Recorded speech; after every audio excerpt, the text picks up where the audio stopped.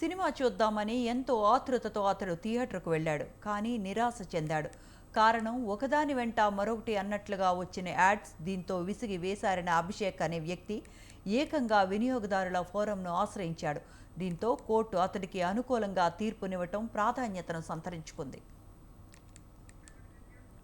Shyam Bahadur cinema చూసేందుకు అభిషేక్ అనే అతడు 2023లో పీవీఆర్ సినిమాకు వెళ్ళాడు. అయితే టికెట్లో చెప్పిన దాని ప్రకారం సినిమా మొదలు కాకుండా యాడ్స్ వచ్చాయి. అది కూడా 2-3 నిమిషాలు కాదు, ఏకంగా 25 నిమిషాలు. దీంతో విసుగు చెందిన అతను కన్జ్యూమర్ ఫోరంను ఆశ్రయించాడు.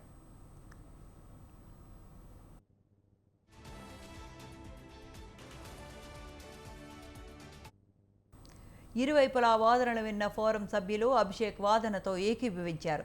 సుదీర్ఘ సమయం పాటు యాడ్స్ ప్రసారం చేసి అతడి సహనాన్ని పరీక్షించినందుకు పీవీఆర్కు 20,000 రూపాయల నష్టపరిహారాన్ని చెల్లించాలని తీర్పునిచ్చింది.